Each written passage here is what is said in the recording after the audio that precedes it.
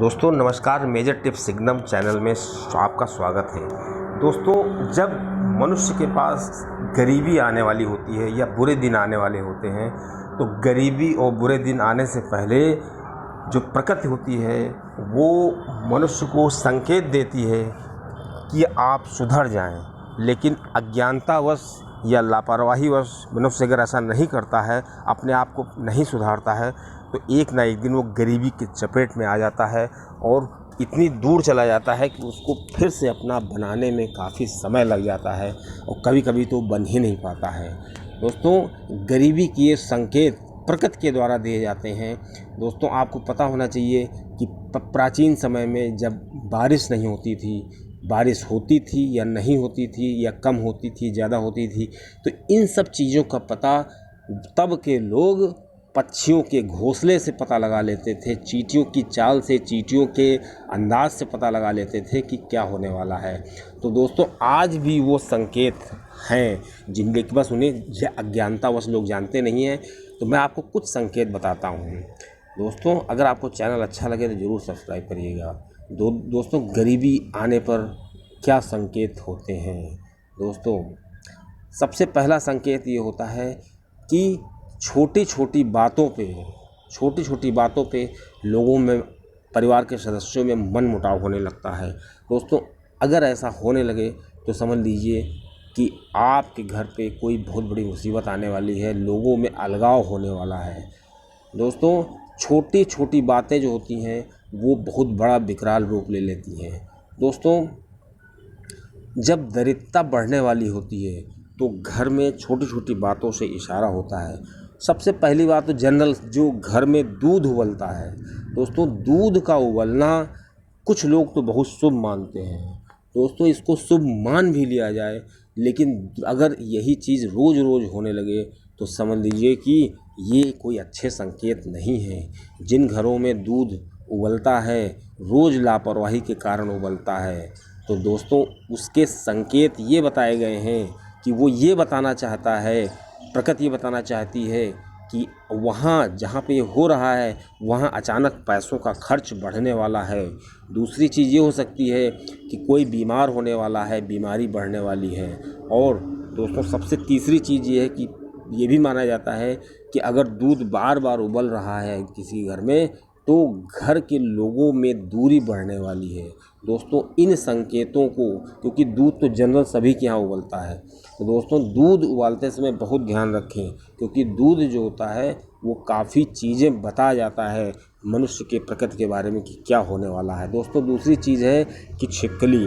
दोस्तों, छिपकली को शुभ भी माना जाता है, अशुभ भी माना जाता है। दोस्तों, पूरा क्लियर करते हैं। अगर आप कहीं बाहर से आ रहे हों किसी काम से और घर के दरवाजे पर आपको छिपकली के दर्शन हो जाएं, तो समझ लीजिए कि ये बुरा है और बुरा समय नज़दीक आने वाला है। ये संकेत इशारा करती है छिपकली अगर दरवाजे पर दोस्तों दिख जाए।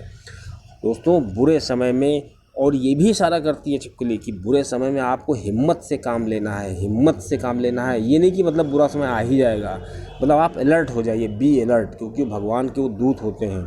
आप अलर्ट हो जाइए, आपको बुरा समय से सामना करना पड़ेगा, आप अपनी कमर कस लीजिए उससे निपटने के लिए। दोस्तों, छिपकली दिखना शुभ होता है। अगर वो पूजा घर के आसपास दिख जाए, बेड में, रूम में दिख जाए, तो ये शुभ भी माना जाता है। लेकिन अगर घर में प्रवेश करते समय ऐसा हो तो बहुत अशुभ होता है। दोस्तों, दूसरा संकेत है कि अगर आंखें फड़कने लगें। दोस्तों, आंखें फड़कना भी एक बहुत अच्छा संकेत है, लेकिन अगर महिला की बाईं आंख फड़के तो समझ लीजिए कि अच्छा संकेत है। और अगर दोस्तों महिला की दोनों आंखें जल्दी जल्दी फड़कने लगें तो समझ लीजिए ये शादी के संकेत हैं, उसकी शादी ब्याह भी हो सकते हैं, ऐसे समाचार भी मिल सकते हैं। लेकिन अगर दोस्तों दाईं आंख फड़के महिला की तो ये अशुभ माना जाता है, ये शुभ नहीं माना जाता है। दोस्तों, ठीक उसके विपरीत अगर पुरुष की बाईं आंख फड़के तो समझ लीजिए कि बाईं आंख फड़कना ये बता रही है कि उसका मेहनत करने का समय आ गया है, कष्ट का समय आ गया है।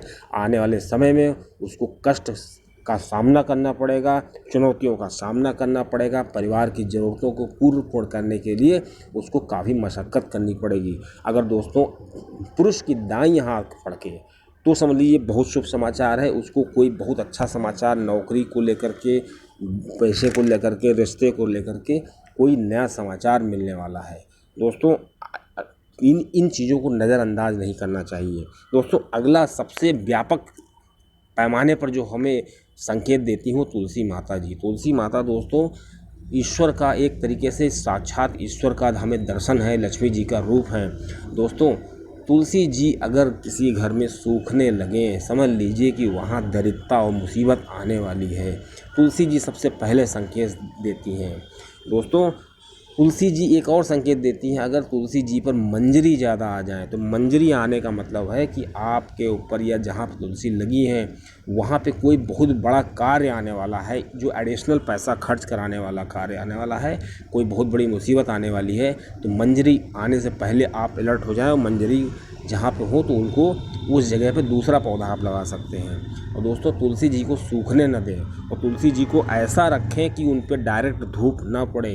दोस्तों इससे भी होता है, उत्तर दिशा में उनको रखें और डायरेक्ट धूप ना पड़े तो क्या होगा कि उससे काफ़ी हद तक हमको सावधानियां मिल सकती हैं। और दोस्तों कभी भी गंदे पानी की छींटें उस पर नहीं पड़नी चाहिए और तुलसी जी की परिक्रमा करनी चाहिए, तुलसी जी की आरती करनी चाहिए। दोस्तों इसमें साक्षात देवी लक्ष्मी का वास होता है। दोस्तों केवल हमको हरी तुलसी, जो 2 तुलसी 5 प्रकार की होती है, उसमें 2 तरीके की रामा तुलसी और श्यामा तुलसी ही अपने घर में लगानी चाहिए। दोस्तों अगला संकेत है झाड़ू।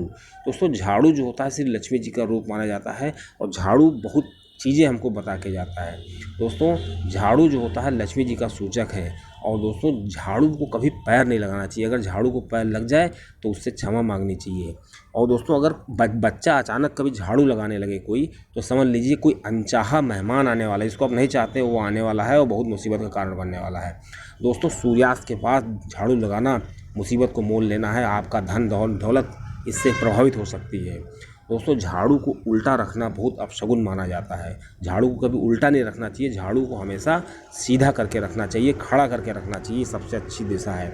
और दोस्तों एक चीज़ और भी ध्यान रखना चाहिए, जैसे हम अपने पैसे को छुपा के रखते हैं, किसी को दिखाते नहीं है, कोई देख नहीं पाता है, उसी तरह झाड़ू को भी हमें छुपा कर रखना चाहिए। बाहर से आने वाले की नज़र उस पर बिल्कुल नहीं पड़नी चाहिए।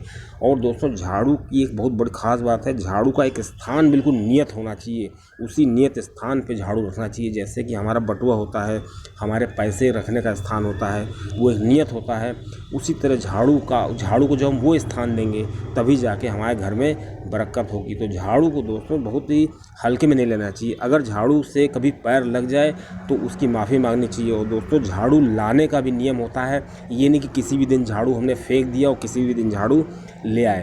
दोस्तों झाड़ू लाने के और झाड़ू खरीदने के, झाड़ू फेंकने के भी नियम होते हैं। इस पर मैं अलग से विस्तार में वीडियो बनाऊंगा। लेकिन दोस्तों जो इस वीडियो में बताया गया कि झाड़ू हमें ऐसे संकेत देते हैं जो हमको भविष्य में दरिद्र बना सकते हैं। दोस्तों अगला संकेत है कौवा। अगर दोस्तों कौवा छत पे आकर के, कई कौवे आकर के काँव काँव करने लगे, झुंड आ जाए कौवों का, तो समझिए वो कौवों का झुंड नहीं है, वो दोस्तों वो आदमी व्यक्ति के जिसकी छत है उसके मालिक पे मुसीबत आने वाली है। दोस्तों अगर वही कौवा किसी स्त्री के सर पे बैठ जाए तो समझ लीजिए वो ये संकेत देता है कि पति के ऊपर कोई बहुत बड़ी मुसीबत आने वाली है। दोस्तों घर के अगर बर्तन टूट जाएं, जैसे कांच के बर्तन हैं, तो ये भी एक अशुभ संकेत होता है। लेकिन दोस्तों कौवा जो संकेत देता है बहुत ही स्वाभाविक संकेत हैं, इन संकेतों को कभी हल्के में नहीं लेना चाहिए। दोस्तों आपको चैनल अच्छा लगे तो ज़रूर सब्सक्राइब करिएगा। धन्यवाद।